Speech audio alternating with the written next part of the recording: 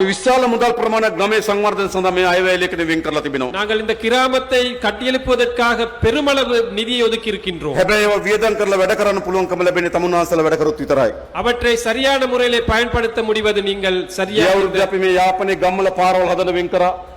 கடந்த வருடத்திலே ගම්වල පාරවල් හදන වෙන් කරා කීයද? யாழ்ப்பாண வீதிகளை புனரமைப்பதற்கு நாங்கள் ஒதுக்கினோம் 250 million. 250 மில்லியன் ரூபாய் ஒதுக்கினோம். ආයිදන්ති.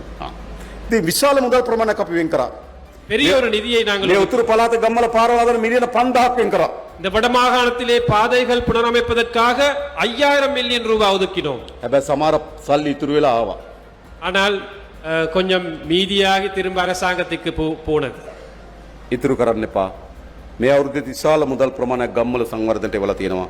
ඔයගොල්ලෝ වැඩ කරන්න ඒ මුදල් ටික ගමේ ජනතාවට අවශ්‍ය වෙන පහසුකම් ටික හදන්න මැදිහත් වෙන්න. ஆகவே நிதியை செலவழிக்காமல் திரும்ப அனுப்பாமல் அந்த கிராமத்தின் அபிவிருத்தியை நீங்கள் செயல்படுத்துவதற்காக செயல்படுங்கள் என்பதை நான் ඒ கேட்டுக்கொள்கிறேன். මොනොත් අපේ ජනතාවගේ ජීවිතය ඉතා ඉක්මනින් වේගවත් උසස් කරන්න පුළුවන්. அப்போதுதான் நமது இந்த மக்களுடைய அந்த வாழ்க்கை தரத்தை வேகமாக எங்களுக்கு உயர்த்த முடியும். ඉතින් ගොඩක් අපිට වැඩ තියෙනවා.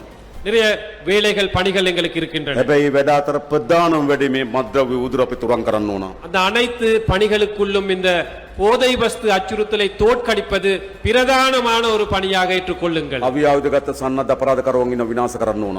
பாதாள உலக கோஷ்டிகள் ஆயுதம் ஏந்தி இருக்கின்றார்கள், அவரை ஒழித்து கட்ட வேண்டும்.